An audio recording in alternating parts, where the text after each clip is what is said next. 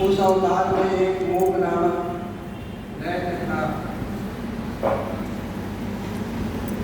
जिसका वध करके प्रसन्न होकर के अर्जुन को वरदान प्रदान किया गया था। दुर्योधन का भाई सुयोधन ने महाबली पांडवों को जुए में हरा करके जीत लिया था। तब वह सखी साध्वी द्रौपदी के साथ सभी भाई गए वन में जा करके निवास करने लगे। वहाँ पर पांडवों को सूर्य भगवान के द्वारा दी गई एक पटरोई मिली हुई थी, जिसमें कितने भी लोग आए उसमें से भोजन प्राप्त कर सकते हैं। श्रीवर उसी समय सुयोधन ने आदर पूर्वक मौका दे करके वन में कैसे दुर्वासा ऋषि के शिष्यों को भोजन कराएंगे। सुयोधन ने छल पूर्वक दुर्वासा ऋषि को पांडवों के उस वन में भेज दिया। तब महर्षि दुर्वासा अपने 10,000 शिष्यों को लेकर के वहाँ पहुँचे। पांडवों से मन के अनुकूल बात करने लगे कि हम सब भोजन के लिए आपके पास आएंगे। भोजन की याचना की। तब वो सभी पांडवों ने उनकी प्रार्थना को स्वीकार तो कर लिया, लेकिन मन में ये हुआ कि कोई घर में है नहीं, भोजन की कोई व्यवस्था नहीं है, कैसे किया जाए। तब पांडवों ने निश्चय किया कि हम लोग अपना प्राण त्याग देंगे। तब द्रौपदी ने भगवान कृष्ण का, जो सदा सर्वदा पांडवों के रक्षक थे, उनका स्मरण किया। भगवान कृष्ण वहीं पर आ गए और एक साग के पत्ते का भोग लगा करके उन तपस्वियों को तृप्त कर दिया। फिर तो महर्षि दुर्वासा अपने शिष्यों को तृप्त हुआ जान करके वहाँ से चलते बने। इस प्रकार भगवान श्री कृष्ण की कृपा से इस संकट से पांडव मुक्त हुए। इसके बाद भगवान श्री कृष्ण ने पांडवों को शिव जी की आराधना करने की राय दी। भगवान भोलेनाथ की आराधना करो, उनकी वंदना करो, पूजा करो। फिर व्यास जी भी आ गए। व्यास जी ने भी उन्हें शंकर भगवान की पूजा करने के लिए कहा। शिव जी संपूर्ण दुखों का विनाश करने वाले हैं। भक्ति करने से थोड़े से ही भक्ति भाव से प्रसन्न हो जाते हैं, इसलिए सभी लोगों को शंकर भगवान की पूजा अवश्य ही करनी चाहिए। यहाँ तक कि लोक और परलोक में मुक्ति और भोग दोनों प्राप्त हो जाता है, ये बिल्कुल निश्चित बात है। अब अर्जुन पहले तो दृढ़तापूर्वक शक्र विद्या का जप करें। शक्र विद्या और विद्या है जैसे इंद्र का स्मरण किया जाता है, इंद्र भगवान आगे प्रकट हो। तब इंद्र पहले परीक्षा लेंगे, पीछे संतुष्ट हो जाएंगे। व्यास जी ने बताया कि जब आप शक्र विद्या का उपयोग करोगे, इंद्र का आवाहन करोगे तो इंद्र आएंगे और आने के बाद आपकी दृढ़ प्रतिज्ञता की परीक्षा लेंगे कि आप कितने प्रयोग करते हैं। और प्रसन्न होने पर सभी विघ्नों का विनाश करेंगे। फिर शिव जी का श्रेष्ठ मंत्र बता करके उनको इंद्र वहाँ से चले जाएंगे। नंदीश्वर जी कहते हैं उन्हें इतना कह करके व्यास जी अर्जुन को बुला करके उन्हें शक्र विद्या का उपदेश दिया। तब तीव्र बुद्धि अर्जुन ने स्नान करके पूरब की ओर मुँह करके आसन जमा करके उस विद्या को ग्रहण किया। फिर उदार बुद्धि मुनिवर व्यास जी ने अर्जुन को पार्थिव के पूजन का विधान बतला करके उनसे कहा। व्यास जी बोले, पार्थ अब तुम यहाँ से रमणीय इंद्रगिरी पर्वत पर चले जाओ और वहाँ पर गंगा के तट पर बैठ करके तपस्या करो। ये विद्या आदर्श रूप से तुम्हारा हित करती रहेगी। राजाओं सब लोग धर्म पर बने रहोगे, इससे तुम्हें सर्वथा सिद्धि प्राप्त होगी। इसमें अन्यथा विचार करने की आवश्यकता नहीं। नंदीश्वर कहते हैं कि सनत कुमार जी मुनिवर व्यास उन पांडवों को आशीर्वाद देकर के शिव जी के चरण कमलों का ध्यान करते हुए तुरंत वहाँ से अंदर ध्यान। उधर शिव मंदिर के ध्यान करने से अर्जुन ने अर्जुन ने अनुभव देख ज्ञात हो गया, उनका मुखमंडल जो है जैसे विमान था। अर्जुन को देख करके सभी पांडवों को बड़ी आशा हुई कि अर्जुन के द्वारा हमको विजय कीर्ति प्राप्त होगी, विजय प्राप्त होगी, क्योंकि अर्जुन में विपुल तेज प्रकट हो गया है। व्यास जी के कहने से ऐसा प्रतीत होता है कि इस कार्य को केवल तुम ही कर सकते हो, ये दूसरे के द्वारा कभी भी सिद्ध नहीं हो सकता। अतः जाओ और हम लोगों का जीवन सफल बनाओ। तब अर्जुन ने चारों भाइयों और द्रौपदी को लेकर के उनसे अनुमति मांगी। उन लोगों को अर्जुन के वियोग का दुख तो हुआ, परंतु अभीष्ट कार्य की सिद्धि के लिए इस पर किसी ने ध्यान नहीं दिया। वहाँ अन्न पहुँच करके नीचे पर्वत पर गंगा जी के तट पर समाधि लगा करके, जो स्वर्ग से भी अच्छा और अनुपम स्थान था, वहीं पर ठहर गए और स्नान करके अपने गुरुदेव का स्मरण करके अपना वेश तपस्वी जैसा बना करके उसी के अनुसार आसन लगा कर बैठ गए। इसके बाद पार्थिव शिवलिंग को बना करके भगवान भोलेनाथ के उन्होंने पूजा की। तीनों समय में प्रातःकाल, संध्या काल और दोपहर के समय उनका ध्यान करने लगे। उनकी तपस्या को देख करके इंद्र के जो गुप्तचर थे, जो चारों तरफ विचरण कर रहे थे, वह सोचने लगे यहाँ ये तपस्वी कब से आ गया है। उन्होंने ऐसा विचार किया, इस घटना का समाचार इंद्र को अवश्य बताना चाहिए। ऐसा सोच करके तत्काल में इंद्र के पास गए। गुप्तचरों ने कहा, देवी मन में ये पुरुष तपस्या कर रहा है, परंतु हमें पता नहीं कि वो देवता है, ऋषि है या सूर्य है अथवा अग्नि है। उसी के तेज से ये त्रिलोकी संपन्न हो रही है। हम आपके निकट आए हैं, हमने उसका चरित्र भी आपसे निवेदित कर दिया। अब आप जैसा उचित समझे वैसा करें। नंदीश्वर जी कहते हैं कि सनत कुमार गुप्तचरों के इस प्रकार कहने पर इंद्र को अपने पुत्र अर्जुन का स्मरण आया। तब वह पर्वत रक्षकों को विदा करके स्वयं वहाँ जाने का विचार किया। विप्रवर इंद्र अर्जुन की परीक्षा करने के लिए एक बूढ़े ब्रह्मचारी का रूप बना करके वहाँ पहुँचे।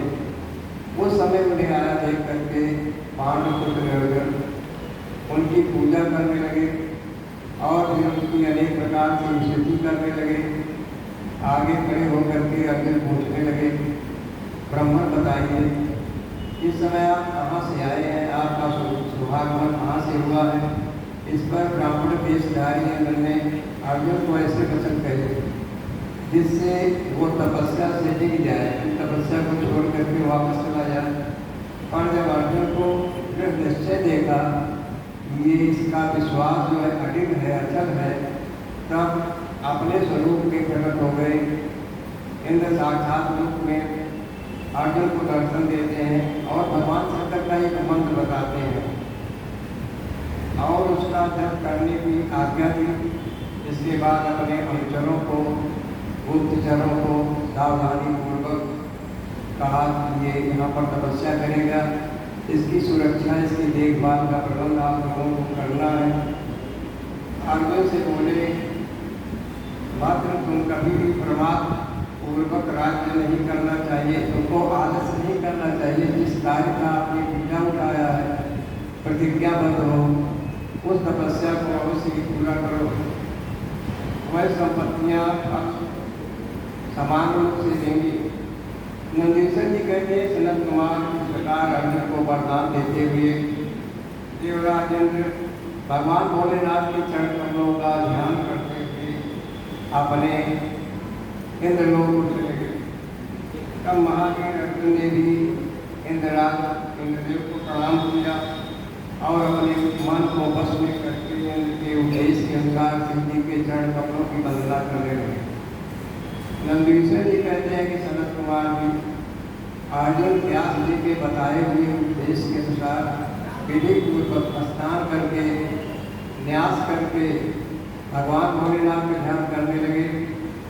उस समय में एक श्रेष्ठ मुनि की बात, अर्जुन एक पैर पर खड़े होकर के आकाश की ओर देखते हुए भगवान भोलेनाथ का चिंतन करने लगे और सूर्य को टकटकी लगा करके अपलक नेत्रों से देखने लगे। जब करते रहे शिव जी का स्मरण करके भोलेनाथ के सर्वोत्त कृष्ण पंचाक्षर मंत्र का जप करने लगे। ओम नमः शिवाय का जप करते हुए घोर तपस्या करने लगे। उस तपस्या का ऐसा उत्कृष्ट प्रभाव पड़ा जिससे देवगण आश्चर्यचकित हो गए, क्योंकि चारों तरफ त्रिलोकी में हर जगह पर ताप गर्मी पैदा होने लगी। तब सभी देवता शिव जी के पास गए और समाहित चित्त से बोले, बिना प्रमाणी में बोले। देवताओं ने कहा, सर्वेश, एक मनुष्य आपकी तपस्या में लगा हुआ है, और व्यक्ति जो कुछ चाहेगा उसको दे दीजिए। आप क्यों नहीं दे देते? क्योंकि समय त्रिलोकी जो है नष्ट होने वाली है, उसके उग्र तप के कारण जो है चारों तरफ ताप इतना संताप पड़ा हुआ है। नंदीश्वर जी कहते हैं कि सनत कुमार जी इस प्रकार कह करके देवताओं ने अनेक प्रकार से भोलेनाथ की स्तुति की। फिर उनके चरणों की ओर दृष्टि करते हुए बिना प्रभाव से खड़े। शिव जी ने कहा, देवताओं चिंता मत करो, चिंतन करो, तुम लोग अपने अपने धाम को, अपने अपने स्थान को वापस चले जाओ। मैं सब तरह से तुम लोगों का कार्य संपन्न कराऊंगा। ये बिल्कुल सत्य है, इसमें संदेह की कोई गुंजाइश नहीं है। नंदीश्वर जी कहते हैं, सनत कुमार जी, शंभू के उस वचन को सुन करके देवताओं को पूर्णतः निश्चय हो गया कि हमारी विपत्ति का, हमारी समस्या का निदान अवश्य ही भोलेनाथ करेंगे। तब वह सब अपने अपने स्थान पर लौट गए। इसी बीच में एक मूक नाम का दैत्य आया और सुअर का रूप बनाकर, एक सुअर का रूप बनाकर विशाल का शरीर था उसका, वहां पर घूमने लगा। उसी समय मायावी दुरात्मा दुर्योधन ने अर्जुन के पास भेजा। उस दैत्य को दुर्योधन ने बदले की भावना से अर्जुन की तपस्या में निगरानी के लिए भेजा हुआ था। तो जहाँ अर्जुन स्थित थे उसी मार्ग से अत्यंत वेगपूर्वक जा रहा था।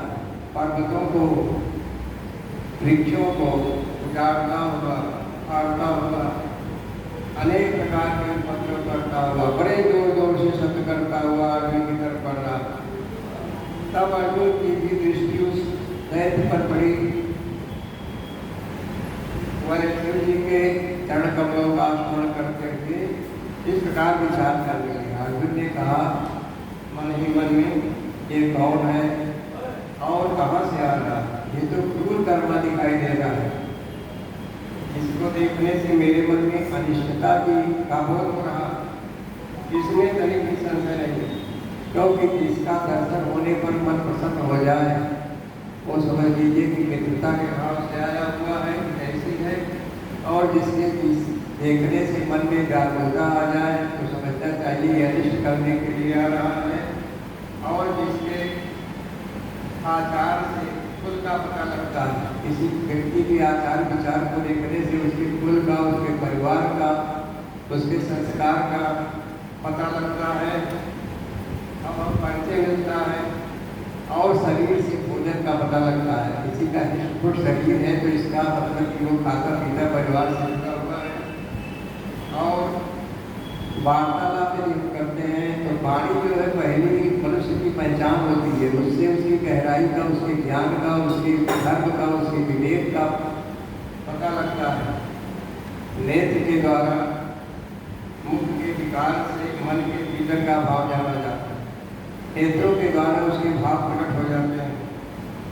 नेत्र चार प्रकार के बताए गए हैं। देखने का ढंग जो है आंखों का अलग अलग है, उसका भाव अलग अलग है। उज्ज्वल और सरसकट आंखें जो है सचेत है, देखने में किसी तो भाव ये दर्शाता है ये मित्र भाव रखेगा। अगर तिरछे आंख से किसी को देखता है तो ये बताता है ये किसी नारी के उसमें प्रेम में आंखों का उपयोग कर रहा। और अगर किसी के नेत्र लाल हैं, किसी को देखने से तो समझ लीजिए कि शत्रु भाव आ रहा, आंखों में वो लाल रंग शत्रु भाव का परिचय। तो मित्र का संयोग होने पर आंखें उज्जवल होती हैं, सफेद रंग की होती हैं। पुत्र के दर्शन के समय सरस हो जाती हैं, प्रेम का संचार होता है।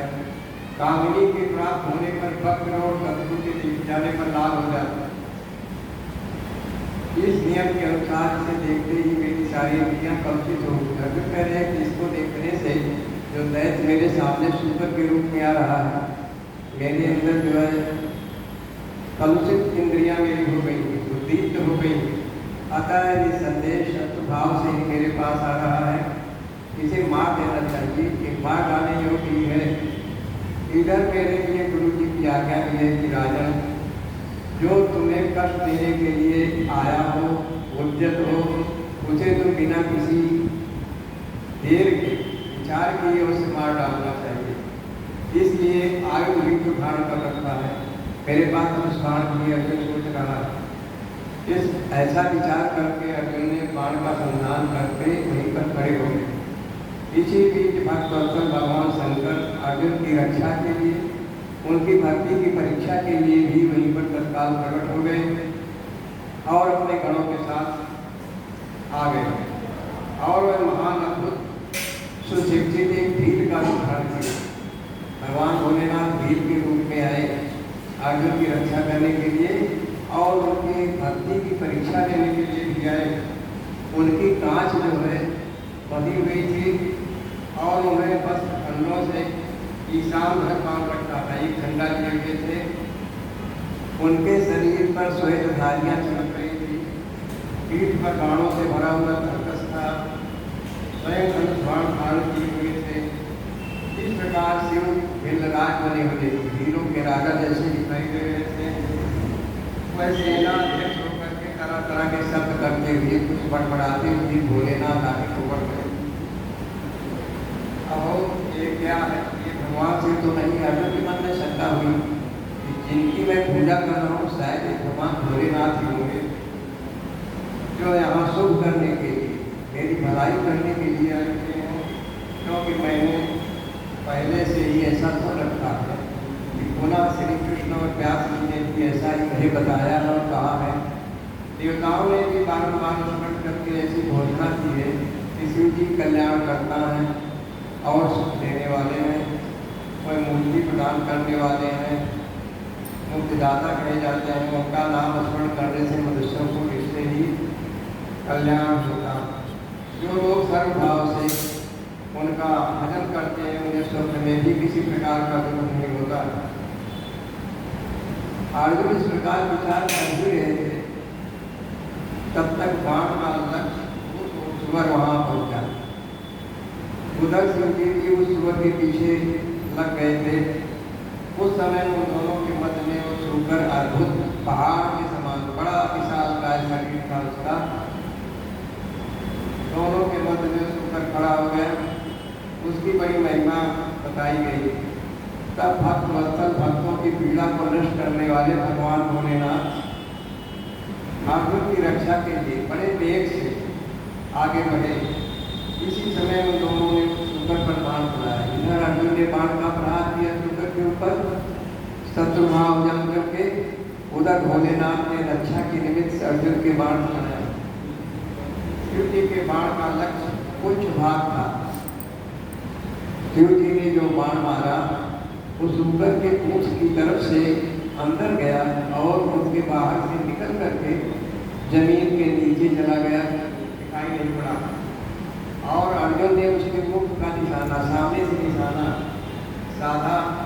शिव जी का बाण से कुछ भाग से प्रवेश करके मुख के रास्ते से निकल गया और शीघ्र ही भूमि में विलीन हो गया, अदृश्य हो गया।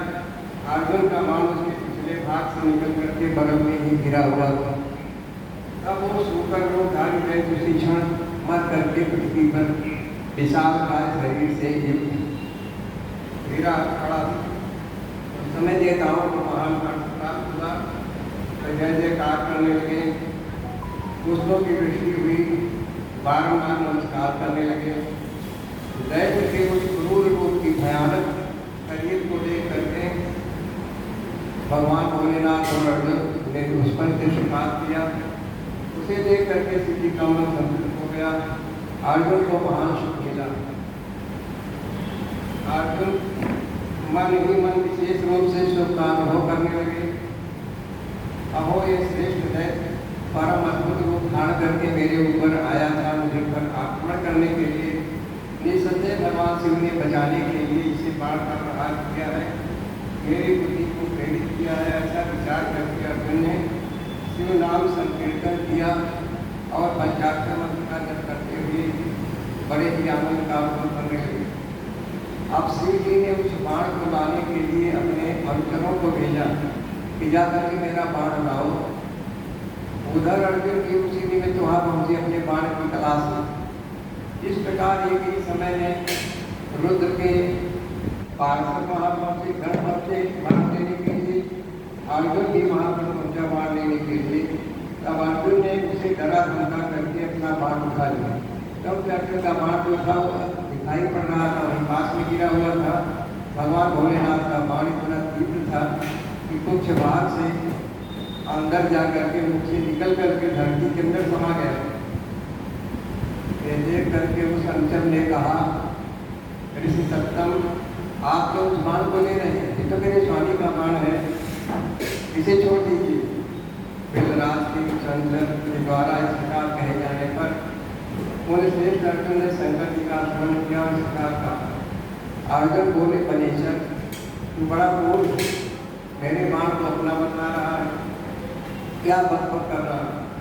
इस बाण को तो मैंने अभी छोड़ा, फिर ये तेरा कैसा? इसमें धारियाँ बनी हुई है मेरे बाण में, इस पर मेरा नाम अंकित है, ये फिर ये तेरा कैसे हो गया? ठीक है, तेरा कुटिल स्वभाव है, तुम दुष्ट स्वभाव के स्वभाव को बदला नहीं जा सकता। तुम प्रारंभ काल से क्रूर दिखाई देते हो, दुष्ट बुद्धि वाले दिखाई देते हो। नंदीश्वर जी ने कहा, शरद कुमार, अर्जुन का एक कथन सुन करके हिल रूपी गणेश्वर तो हंसी आ गई। जो भगवान भोलेनाथ के गण थे उनको हंसी आ गई।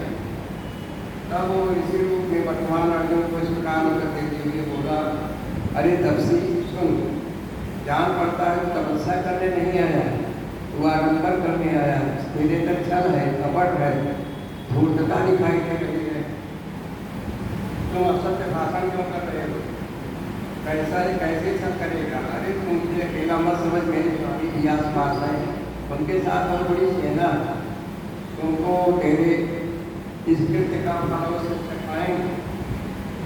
पंचाली वीरों के साथ वहाँ पर बैठे हुए, कोई विग्रह तथा अनुग्रह करने में समर्थ है। ये बाण जिसे तूने अभी उठा लिया है, अर्जुन को संबोधित करके कह रहे हैं, उन्हीं का ये बाण कभी तेरे बात भी नहीं सकेगा। तपस्वी तो क्यों अपनी तपस्या का फल नष्ट करना चाहता है? मैंने तो ऐसा सुन रखा है कि चोरी करने से, छल पूर्वक किसी को कष्ट पहुँचाने से, विस्मय करने से, सत्य का परित्याग करने से प्राणी का तप जो है क्षीण हो जाता है, शक्तियाँ जो है नष्ट हो जाती है। ये बिल्कुल सत्य है। ऐसी दशा में तुझे अब तप का फल कैसे प्राप्त होगा? उस बाण को ले लेने से तू तपस्या से गिर गया, कृतघ्नि हो गया, क्योंकि भोलेनाथ आपका उपकार करने के लिए, उस आपकी रक्षा करने के लिए उस सुअर को निशाना साध करके उसके ऊपर प्रहार किया, अधमुनि का बाण ले करके जा रहे हो, तो कृतघ्नि हो, ये हुए उपकार को न मानने वाले हो, और तेरी रक्षा के लिए उन्होंने इसे छोड़ा। इस बाण से उन्होंने शत्रु को ही मार डाला और फिर बाण को भी सुरक्षित रखा। इस प्रकार यदि तूने बाण के प्रयोजन है तो मेरे स्वामी से जाकर के मांग, आपको श्री बाण दे देंगे। इस पर अर्जुन को बहुत बड़ा क्रोध आ गया। अर्जुन ने उससे कई बातें कही, दोनों में बड़ा विवाद हुआ। अंत में अर्जुन ने कहा, पंचाली वीर, मेरी बात को ध्यान से सुन ले।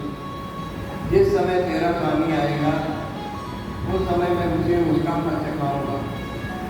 तेरे साथ युद्ध करना तो मुझे शोभा नहीं देता है, इसलिए मैं तेरे स्वामी जो भी होंगे मैं उसे लोहा लूँगा, उससे युद्ध करूँगा, क्योंकि सिंह और गीदड़ का युद्ध अच्छा नहीं होता, हास्यास्पद है। वीर तूने मेरी बात सुन ली, अब तुम मेरे महान पद को भी देखेगा। या अपने स्वामी के पास रहो गया, अथवा जैसी तेरी इच्छा हो वैसा कर। अर्जुन ने ललकार दिया उस भोलेनाथ के कर। रणजीत जी कहते हैं सनत कुमार के अर्जुन के इस प्रकार कहने पर भी जहाँ शिव अवतार सेनापति विराट के अवतार के रूप में विराजमान थे, वहाँ गया। वेलराज से अर्जुन का सारा विस्तार वर्णन सुनाया कि वो तो आपको के लिए ललकार रहा है। उसकी बात सुन करके भगवान भोलेनाथ जो विराट के देश में बने हुए थे, विराट बने हुए थे, बड़े प्रसन्न हुए। तब भीड़ रूपधारी भगवान शंकर अपनी सेना के साथ वहाँ आ पहुँचे। उधर पांडुपुत्र अर्जुन ने भी जब विराट की उस सेना को देखा, तब वो एक बाण लेकर के सामना करने के लिए खड़े हो गए। विराट ने पुनः दूत को भेजा और उसके द्वारा भरतवंशी महात्मा अर्जुन से कहलवाया। विराट ने कहा तो बस भी कहने की सेना की ओर देखो तो कितनी बड़ी सेना है, तुम इसका मुकाबला, इसका सामना कैसे कर पाओगे? अब तुम बात छोड़ करके जल्दी यहाँ से भाग जाओ, यदि आप अपने प्राण की रक्षा चाहते हो तो। तुम्हारे भाई तुझसे पीड़ित, तुम्हारे 4 भाई हैं, कुछ दो से पीड़ित हैं, और तुम्हारी स्थिति उससे भी बढ़कर के दूसरी अवस्था में है। मेरा तो ऐसा विचार है कि ऐसा करने से भी तुम्हारे हाथ से छूट जाएगी। नंदीश्वर जी कहते हैं सनत कुमार, जब अर्जुन की सब तरह से रक्षा करने के लिए भगवान भोलेनाथ विराट का धारण करते, उनकी भक्ति की दृढ़ता की परीक्षा लेने के लिए आए थे, फिर भी उन्होंने ऐसी बात कही। वो शिवदूत उसी समय अर्जुन के पास पहुँचा और उसने वो सारा वृत्तांत विस्तार से सुनाया। उसकी बात सुनकर के अर्जुन ने उस समागत दूत से फिर से कहा, दूत तुम जाकर के अपने सेनापति से कहो, अपने स्वामी से कहो कि तुम्हारे कथनानुसार करने से सारी बातें विपरीत हो जाएंगी। यदि मैं तुम्हें अपना बाण दे देता हूँ तो मैं क्षत्रिय धर्म का उल्लंघन करूँगा, निसंदेह मैं अपने कुल को दूषित करूँगा, मैं वीर कहलाने योग्य नहीं रहूँगा, मेरा यश मेरा शौर्य सब कुछ नष्ट हो जाएगा, मैंने जो विद्याएँ सारी सीखी है सब दुष्फल हो जाएंगी। परंतु तुम आओ तो सही, मैंने ऐसा कभी नहीं सुना है कि कहीं सिंह से गीदड़ से डर जाए, बनेचर से भयभीत नहीं हो सकता। नंदीश्वर जी कहते हैं सनत कुमार जी, अर्जुन के इस प्रकार कहने पर वो दूत पुनः अपने स्वामी भोलेनाथ के पास वापस चला गया और उसने अर्जुन की कही हुई सारी बातें ज्यों की त्यों बता दी। उन्हें सुन करके विराट में सिधारी सेना नायक भगवान भोलेनाथ अपनी सेना के साथ अर्जुन के सम्मुख आए। उन्हें आया हुआ देख करके अर्जुन ने भगवान भोलेनाथ को जैसे ही ध्यान किया, फिर निकट जाकर के उनके साथ भीषण संग्राम छेड़ दिया। इस प्रकार बलों के सहित महादेव जी के साथ घनघोर युद्ध हुआ अर्जुन का।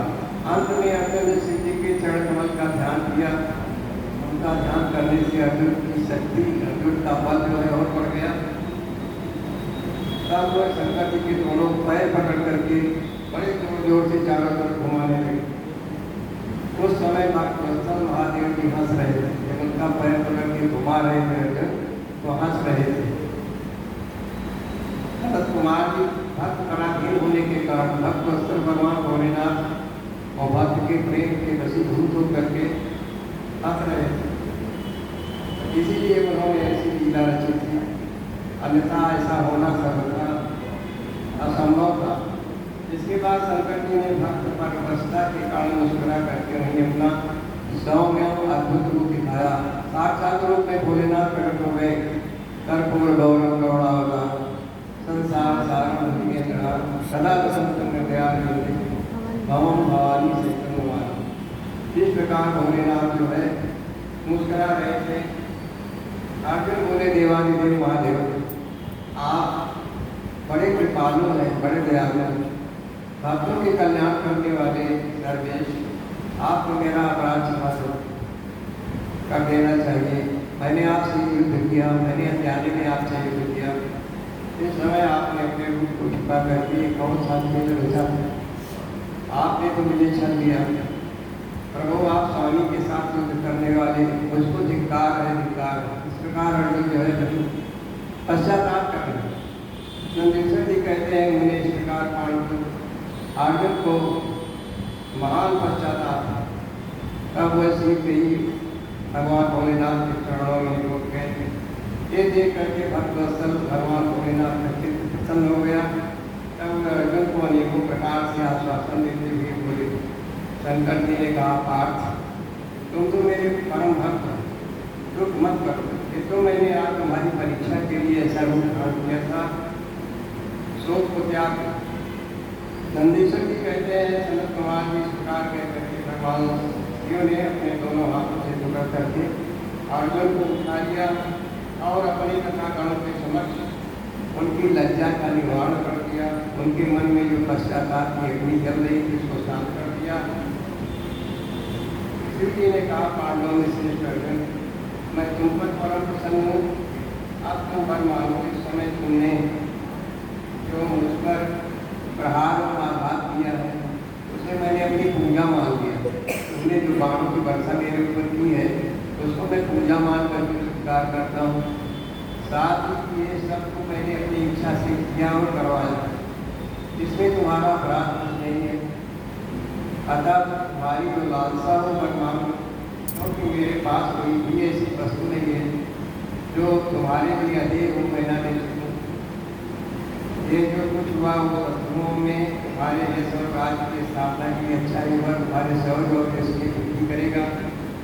तुम्हें इसका दुख नहीं मानना चाहिए।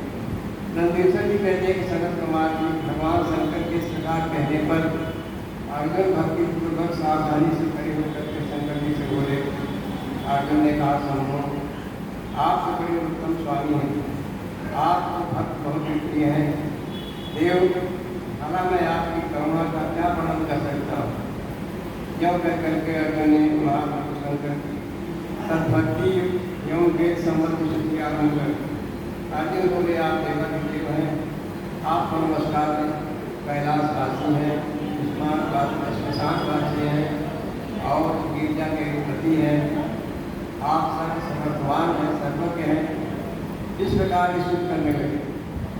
नंदीश्वर जी कहते हैं कि सनत कुमार अर्जुन के द्वारा इस प्रकार भगवान भोलेनाथ की प्रार्थना वंदना स्तुति सुन करके भगवान शंकर का मन अधिक प्रसन्न हो गया।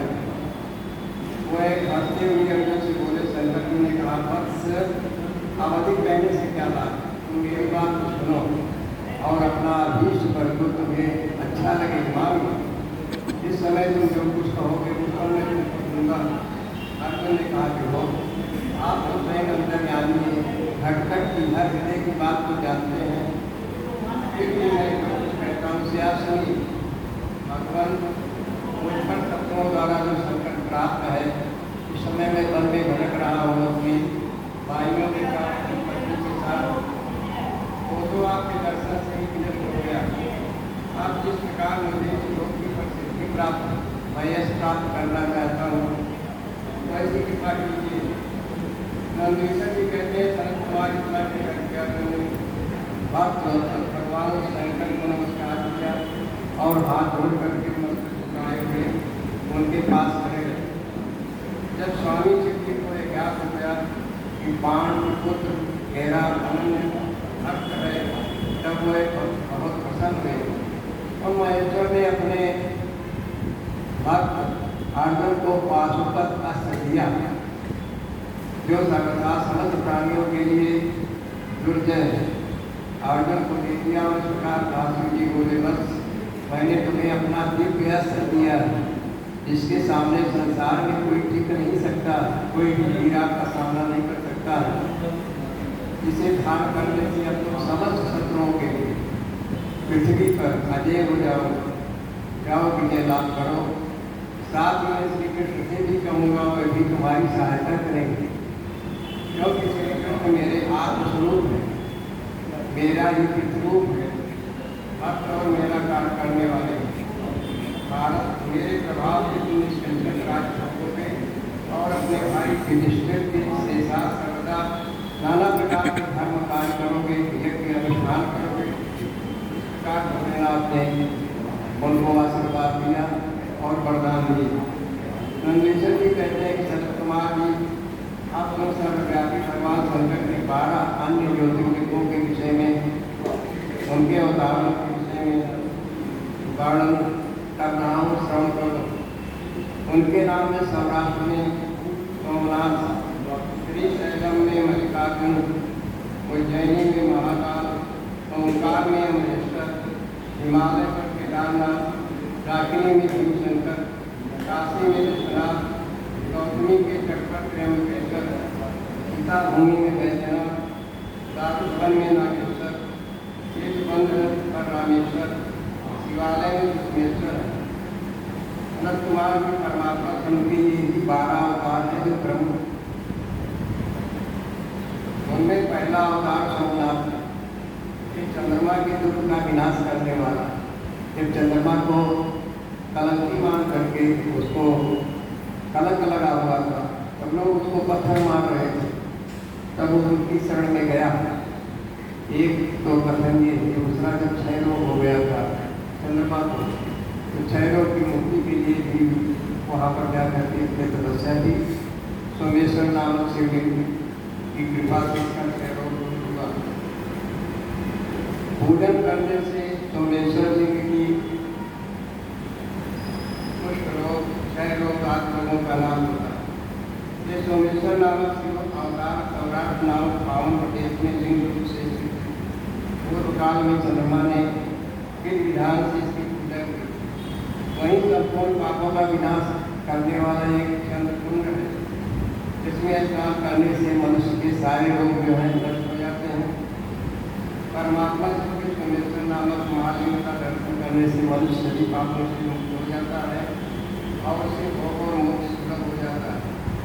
दास शंकर जी का मल्लिकार्जुन नाम का दूसरा अवतार है, जो श्रीशैलम में हुआ है, तो भक्तों को अधिक कर देने वाला है।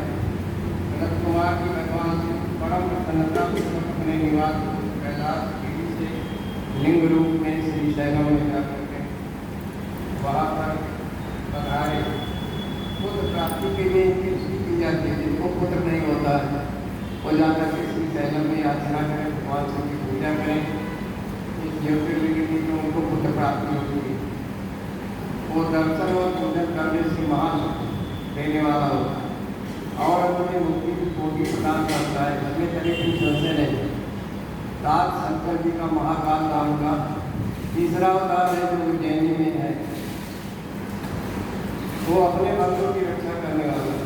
एक बार रत्नमाल निवासी दूसरों नामक एक असुर था, राक्षस था, जो वैदिक धर्म का विनाशक था, सनातन धर्म का उपहास करने वाला और धर्म का विनाश करता था। विप्रद्रोही था, ब्राह्मणों को मारता था, सब कुछ नष्ट करने वाला था। वो भयंकर राक्षस उज्जैनी के लिए जाकर पहुंचा। तब वेद नामक एक ब्राह्मण थे, उनके पुत्र ने शिव जी का ध्यान किया।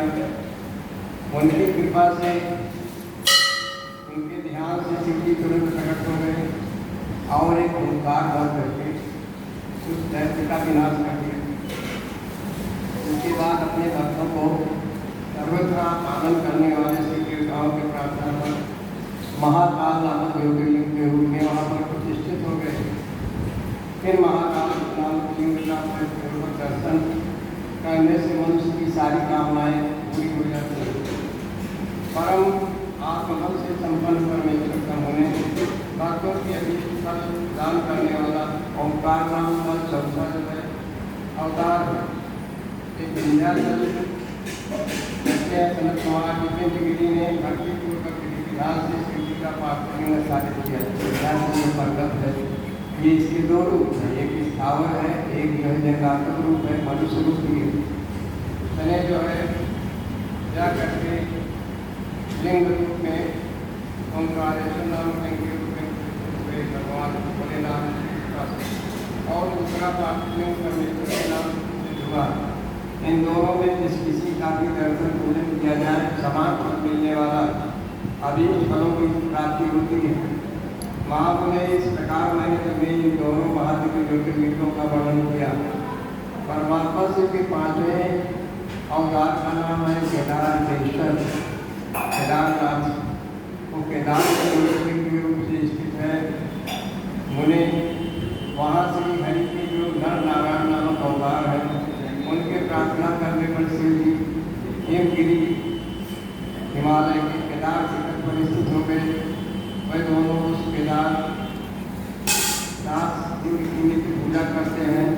वहाँ संत दर्शन और पूजन करने वाले भक्तों को अभीष्ट फल देते हैं। शिव जी का यह अवतार संपूर्ण अभीष्टों का फल देने वाला है। महाप्रभु के शंभु के छठे अवतार का वर्णन अवतार का नाम भीमशंकर है। इस अवतार में उन्होंने बड़ी बड़ी लीलाएं की हैं। भीमासुर नाम का एक दैत्य था, उसका विनाश किया, उसको मार करके वहाँ के निवासियों को सुख प्रदान किया। कामरूप देश के अधिपति राजा सुदक्षिण शिव जी के बलवंत से भीमासुर को पीड़ा पहुँचा रहा था। उनकी पूजा अर्चना से प्रसन्न होकर के भगवान भोलेनाथ ने भीमासुर का वध किया और राजा को निष्कंटक राज प्रदान किया। स्वयं शंकर की डाकिनी में भीमशंकर नाम से जो के रूप में वहाँ पर स्थित हो गए। मुने जो समस्त ब्रह्मांड से भोग और मोक्ष का देने वाला है। विश्वेश्वर नामक सातवां जो लिंग शिवलिंग है काशी में है, मुक्तिदाता है, रूप है। स्वयं भगवान शंकर अपनी काशी में ज्योतिर्लिंग के रूप में स्थित है। विष्णुवाद सभी जीव का वहाँ पर नित्य की पूजा करते हैं। जो काशी विश्वनाथ के भक्त हैं और नित्य उनके नामों का जप करते हैं, वे कर्मों से प्रेरित होकर के कैवल्य पद के भागीदार चंद्रशेखर शिव का जो त्रयंबकम नाम का 8वां अवतार है वो गौतम ऋषि की प्रार्थना। जब इनको उस पहाड़ पर से सभी वहाँ के निवासियों ने, ऋषियों ने, मुनियों ने प्रताड़ित किया, उसके बाद एक गाय के रूप में गणेश जी को कहा कि गणेश जी आप एक गाय के रूप में इनको यहाँ से भगा दीजिए। गौतम ऋषि कभी एक दुर्बल गाय का रूप धारण करके गणेश जी जाते हैं और जो गौतम ऋषि वहाँ पर जब आज पूजा की सामग्री फूल वृक्ष लगाए गए थे उसको खाने लगी। तब गौतम ऋषि से कहा नहीं गया। गौतम ऋषि एक फूल का प्रहार करते हैं, गाय अपने प्राण को छोड़ देती। ठीक है, वे ऋषियों मुनियों ने, वहाँ के निवासियों ने कलंक लगाया, अरे यह क्या आएगा वो क्या है, इसको जो है मार देना चाहिए, इसको भगा देना चाहिए।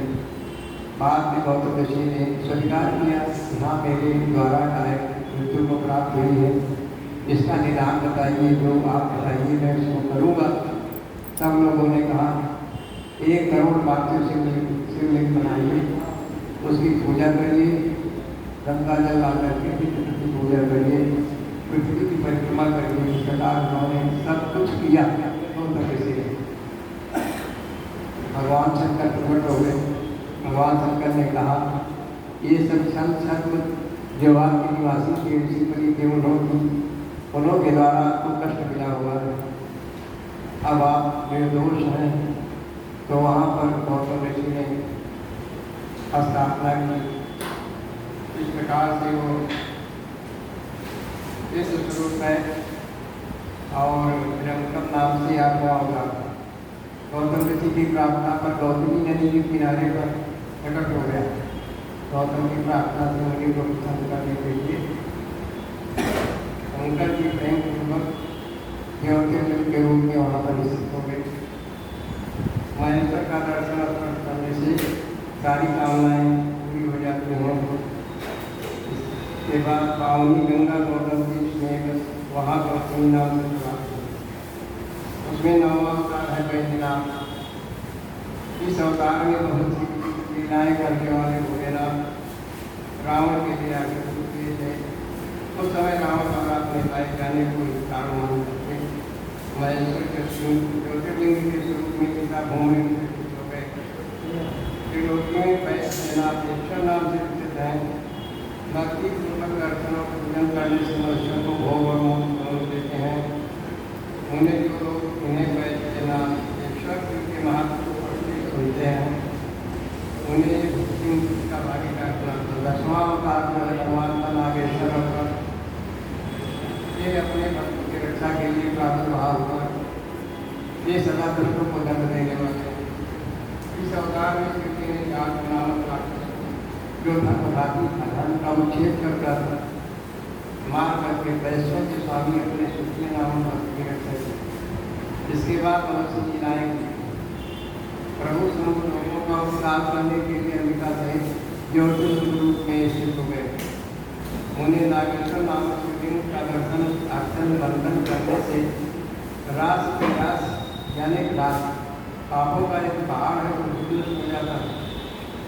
सनत कुमार जी श्री जी का 11वां अवतार है रामेश्वर रामेश्वर अवतार। ये श्री रामचंद्र का प्रिय करने वाला है। उसे श्री राम ने अपने हाथों से स्वयं स्थापित किया था। दिन भर दर्शन करने पर प्रसन्न होकर श्री राम को प्रेम पूर्वक विजय का वरदान दिया। वही लिंग रूप में आविर्भूत होकर के रामेश्वरम के नाम से प्रसिद्ध है। ज्योतिर्लिंग के रूप से स्थित हो गए। उस समय श्री राम ने उनकी परिवार सेवा पूजा की। रामेश्वर की अद्भुत महिमा की भूतल पर किसी से तुलना नहीं की जा सकती। ये सर्वदा भक्ति की प्रदायिनी तथा भक्तों की कामना को पूर्ण करने वाली जो मनुष्य इस कथा को पढ़ता है। जब भक्ति पूर्वक रामेश्वर सिंह का वो गंगा जल से स्नान कराएगा वो पुण्य हो जाएगा। ताकत मानस में लिखा हुआ कि जो गंगा जल ले जाकर के रामेश्वर में शिवलिंग पर चढ़ाएगा उसका पुनर्जन्म इस संसार में नहीं होगा। शंकर जी का 12वां अवतार है भुजनेश्वर अवतार। तो नाना प्रकार की लीलाओं का करता है भक्त तथा घुसमा को आनंद देने वाला। सनत कुमार की घुसमा करके करने के लिए भगवान शंकर दक्षिण दिशा में स्थित देवशैल के निकटवर्ती एक सरोवर में प्रकट हुए। उन्हें घुसमा के पुत्र को सुनेहा ने मार डाला। मार करके ले जाकर तालाब में फेंक दिया। उसे जीवित करने के लिए घुसमाने से की आराधना की। तब उनकी भक्ति से संतुष्ट होकर के भक्त उन्होंने उनके पुत्र को बचा लिया। इसके बाद कामनाओं की पूरक संपूर्ण घुसमा की प्रार्थना से उस सरोवर में ज्योतिर्लिंग रूप से स्थित हो गए। उस समय उनका नाम घुसमेश्वर हुआ। तो मनुष्य उस शिवलिंग की भक्ति पूर्वक दर्शन पूजन करता है वो इस लोक में संपूर्ण सुखों का भोग करके अंत में मुक्ति का लाभ करता है। सनत कुमार जी इस प्रकार मैंने इस 12 दिव्य ज्योतिर्लिंगों का वर्णन किया। ये सभी भोग और मोक्ष को देने वाले जो मनुष्य इस ज्योतिर्लिंग की कथा को पढ़ता है सुनता है वो संपूर्ण पापों से मुक्त हो जाता है तथा भोग मोक्ष को प्राप्त करता है। इस प्रकार मैंने इस सतरुद्र नाम की संहिता का वर्णन किया। ये शिव के 100 अवतारों की संकीर्ति से संपन्न तथा संपूर्ण फलों को देने वाली जो मनुष्य समाहित से पढ़ता सुनता है उसकी सारी लीलाएं उसकी सारी लालसाएं पूर्ण हो जाती हैं। उससे ही मुक्ति मिलती है। और शंकर भगवान की जय। बोलो श्री महापुराण की जय। पार्वती मैया की जय। ओम नमः शिवाय। ओम नमः शिवाय। हर हर भोले नमः शिवाय। ओम नमः शिवाय। ओम नमः शिवाय। हर हर भोले नमः शिवाय। जटाधराय शिव जटाधराय।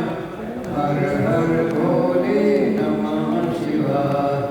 गंगाधराय शिव गंगाधराय। हर हर भोले नमः शिवाय। गंगाधराय शिव गंगाधराय। हर हर भोले नमः शिवाय। ओम नमो शिवाय। ओम नमः शिवाय। हर हर भोले नमः शिवाय। रामेश